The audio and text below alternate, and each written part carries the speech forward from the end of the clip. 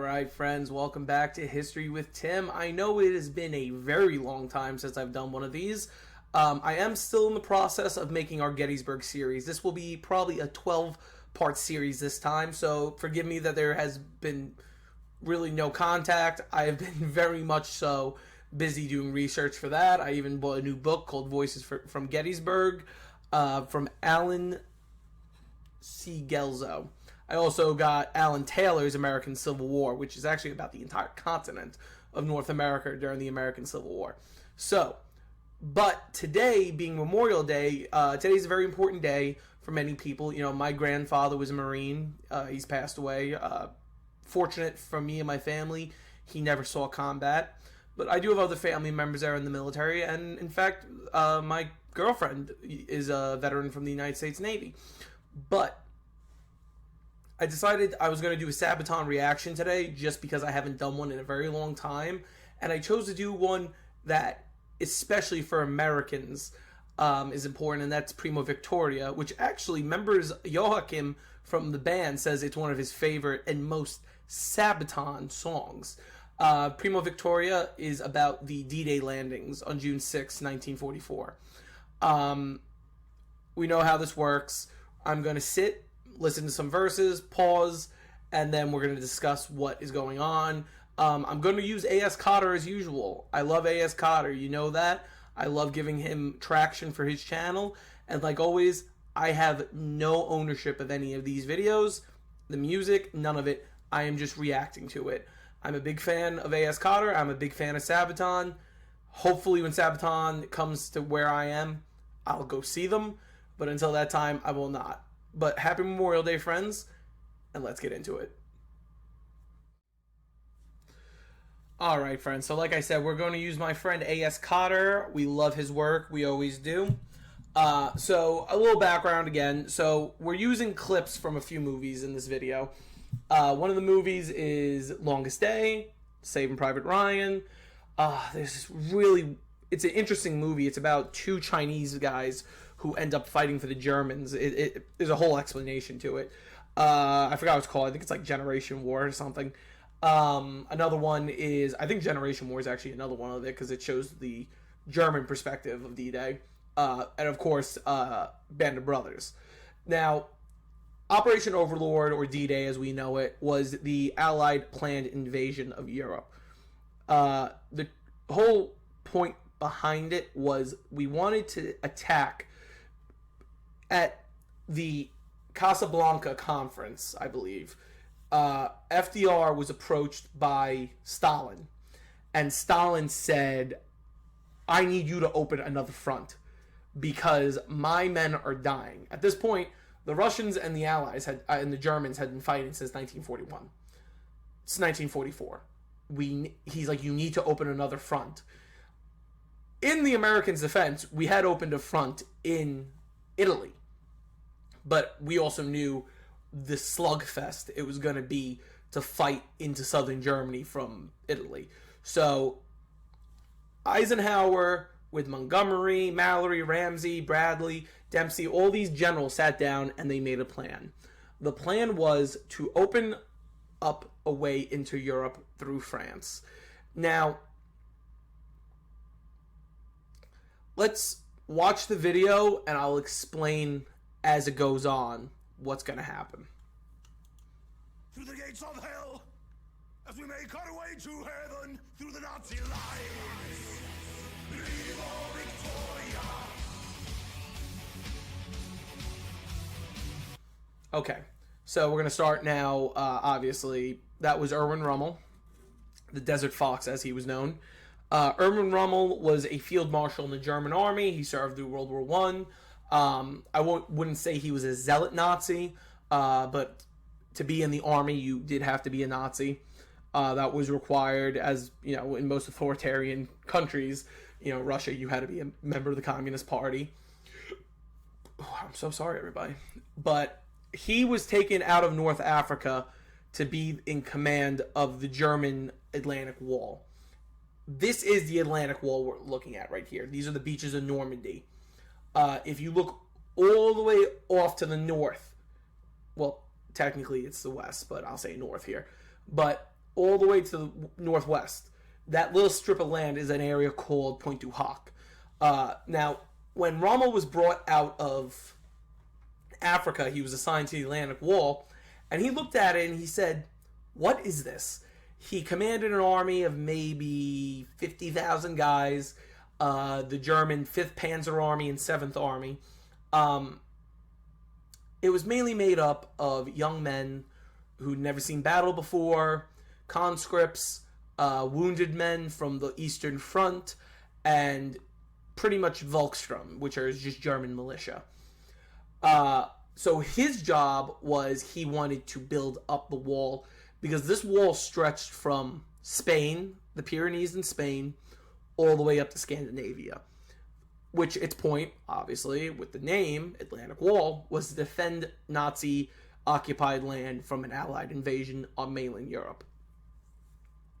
So what he did was, when he took over, he ordered the French lowlands, which rests right behind Normandy and Calais and all these places, to be flooded. He had these wire things called, oh god, what were they called? They were called like Rommel's jump ropes or something like that. Yeah, Rommel's wire.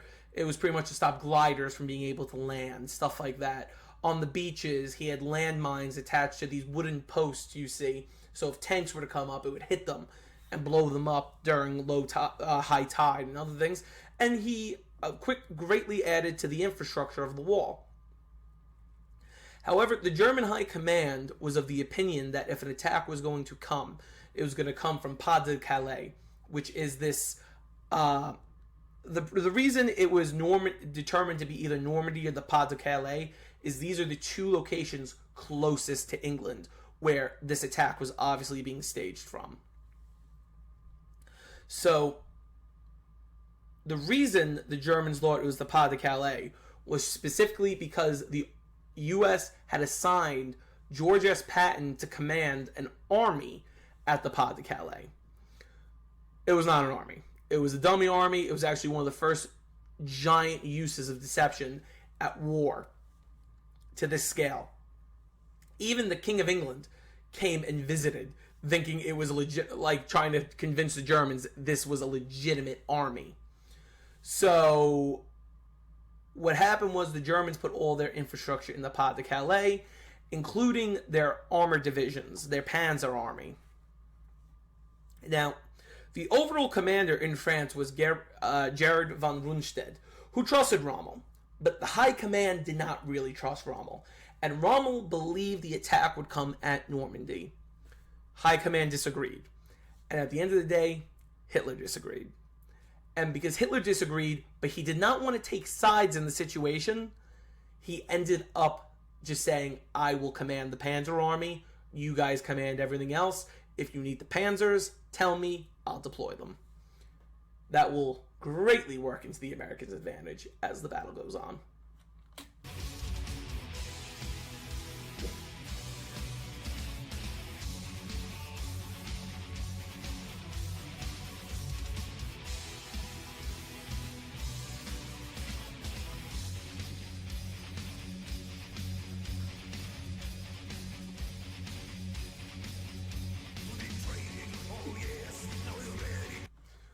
So this is also a very interesting point. We've been training for years for this. Now we're ready to strike. The U.S. airborne paratroopers were pretty much created strictly for D-Day. That is where the idea came from. And we were actually basing it off the German Fallschirmjäger. For those of you that don't know what Fallschirmjäger are, it's German paratroopers. And Eisenhower and the other commanders of the Allied forces had saw how the Germans used the Fallschirmjäger at places like Yalta and Malta and Monte Cassino and all these places, and how good it was to be able to drop troops in so quickly. They were pretty much light infantry, but they were able to do damage. So the idea was, let us get an army behind the Atlantic Wall to stop reinforcements from coming in and cause chaos in conjunction with the French resistance. And it will cut off the Germans being able to send support to the beaches where the main attack will be coming. Also, a funny thing is they actually dropped fake airborne at the Pas de Calais. Again, this was all a great deception.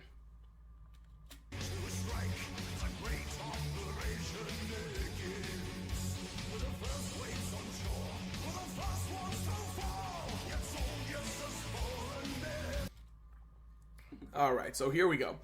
These are the beaches, and on this map is perfect, so I'll show you exactly how everything worked. So, Point de Hoc is right here. There were artillery positions placed up here. This is almost a 90-degree angle right up the top of the mountain. Well, the cliff. Then you had Utah, Omaha, Gold, Juno, and Sword. Now, Le Havre, Cayenne, Carentan, and St. Mary-Glise were all vital to this attack being successful. The Americans were given this sector. The British, French, and Canadians were given this sector. Now, as you just saw in the last clip, there's this heartbreaking scene where you know what, let's keep going, and I'll get into it when we get to it. But these are the attacks. The airborne, it's kind of off screen, were landed in these areas though.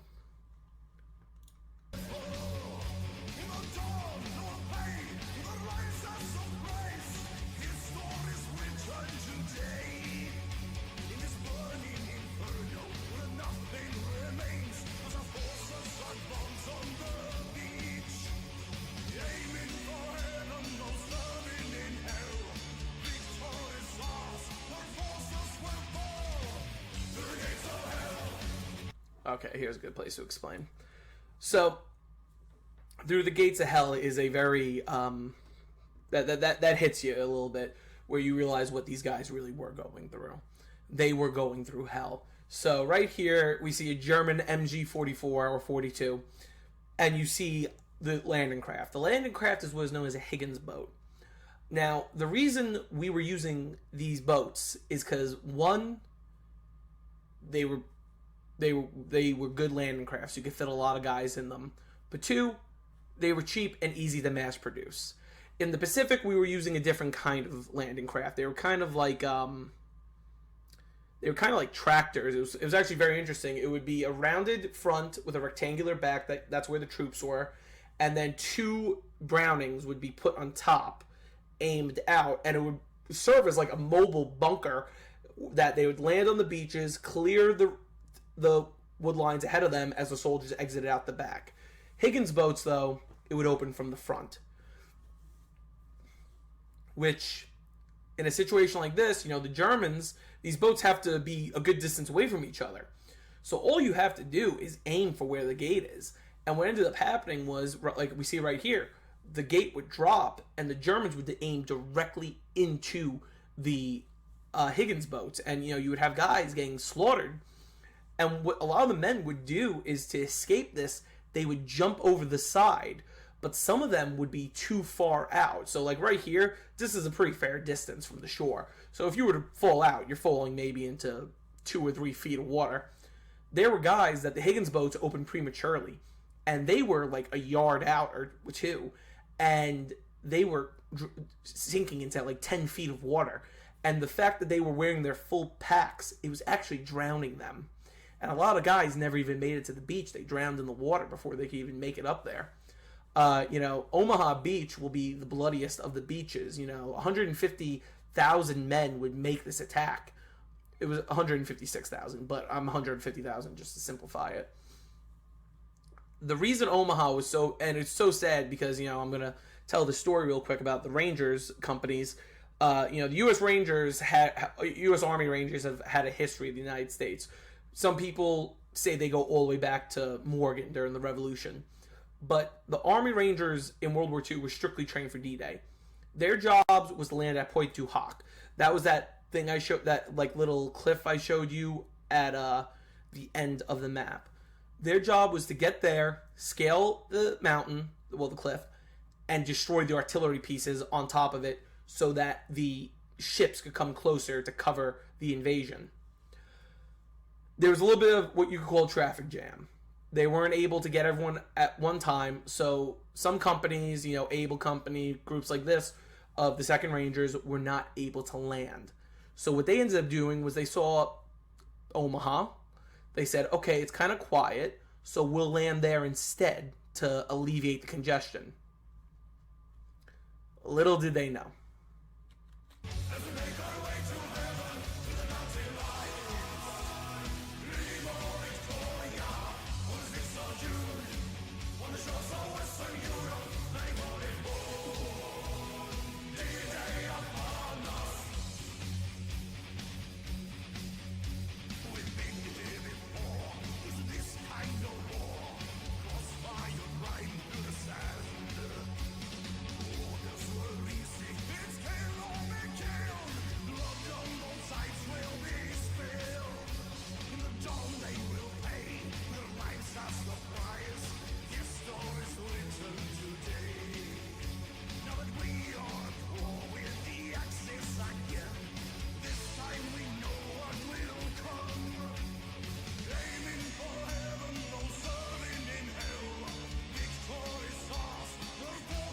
And like I said before, the Atlantic Wall was in a pitiful state when Rommel took command. Sword Beach, as we just saw, I think Sword Beach didn't even have a completed wall. I think it had some trenches, some breastworks, and maybe 1 or 2 sandbox bunkers. The British actually took Sword pretty quickly. But, just because they took it quickly does not mean they didn't suffer casualties. But, again, it's all about what the efforts were, and the efforts are to get that beachhead so we can start the liberation of Europe, the Great Crusade, as Eisenhower called it.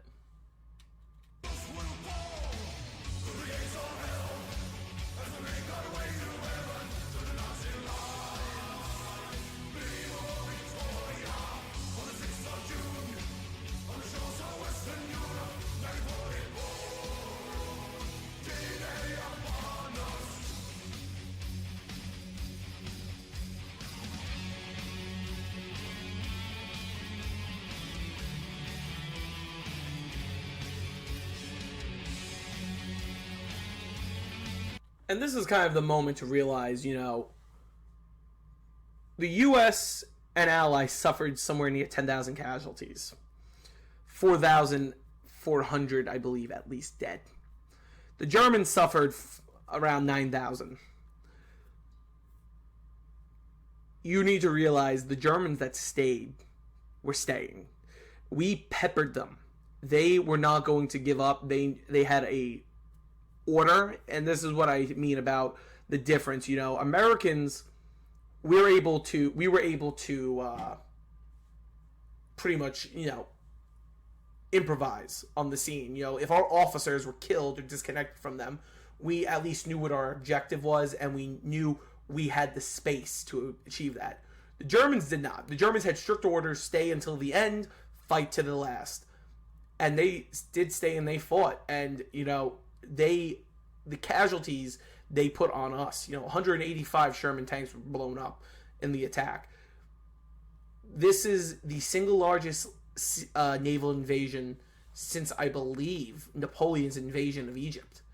So, this really puts things in perspective for you, what the cost really was, but what was the prize at the end of it? We destroyed the evil that was occupying Europe.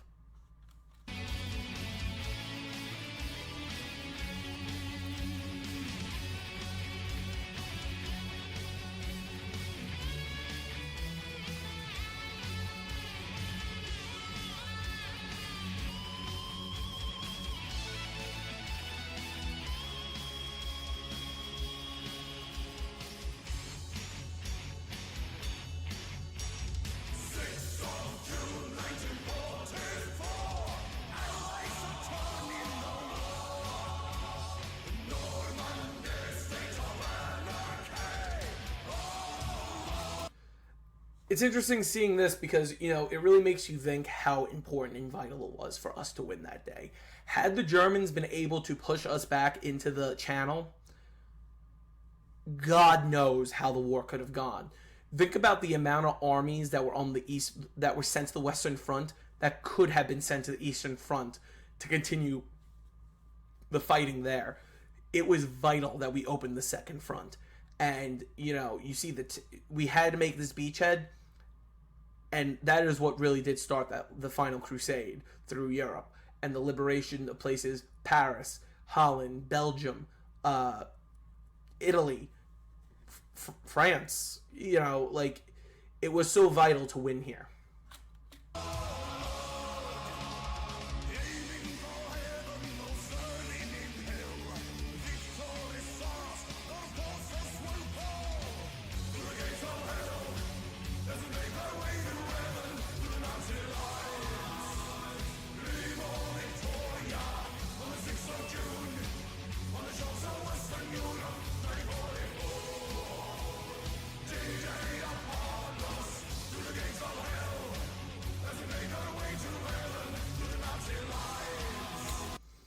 So, and you know, people bring up this a lot about, you know, the Americans and the English, how we behaved, you know, how we were very much at first about not taking prisoners. Germans would try to surrender and we would shoot them. It's very easy to be a Monday morning quarterback when you're not in the situation. In the heat of battle, you don't know what's going on. You know, there's this famous story about during the Battle of Gettysburg. There was a chaplain at the Lutheran Church of Gettysburg. He was a Union Army chaplain that was working in the hospital that was placed in the church. When the 1st and 11th Corps collapsed, there became a rout through Gettysburg. And the chaplain came out of the church, and as he came out of the church, a Confederate, I believe from Ewell's Corps, was running by. He looked up, all he saw was the blue. He didn't see the chaplain bars on his uniform, he didn't see if he was wearing a collar. All he saw was the blue, and he shot him. The man was unarmed. He was a chaplain. He was, you know, it's kind of an unwritten rule. You don't shoot men of God. But in the chaos of war, you don't realize what's going on. So, you know, we can be upset. We can, you know, oh, well, you know, we can't be like them. We can't do the same things they did. But at the same time, you don't realize what is going on in a guy's head. You know, you just spent an hour fighting up this hill, and you're in the red so much that you're not really paying attention to if the guy's doing this or what he's doing. You're just seeing the German, and your first reaction is to take him down because in your mind, it's him or me, and I'm not dying today. And, you know, we see the flamethrowers and things. It's war. It is a sad reality of war, and, you know, I very rarely do World War II things. I don't like doing things that get closer to modern era because, you know, people come out in arms about it. You know I already get attacked because of my Civil War point of views, and also I'm still suffering from my Hearts of Iron review. But you need to understand in war, some things just, you know, some things that we as civilians look at and say, how could you do that? It's not even something they think about. It's survival. That's what war is. It's about you protecting the guy next to you. And that's what's more vital to the soldier in the front line than what the opinions of people 50 years later are going to say.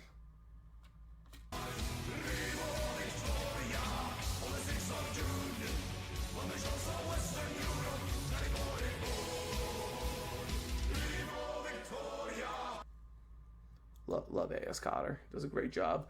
Now, there's a specific reason I like to end on this screen because, you know, we came twice to Europe. You know, in 1917 we came, and we came back in 1944.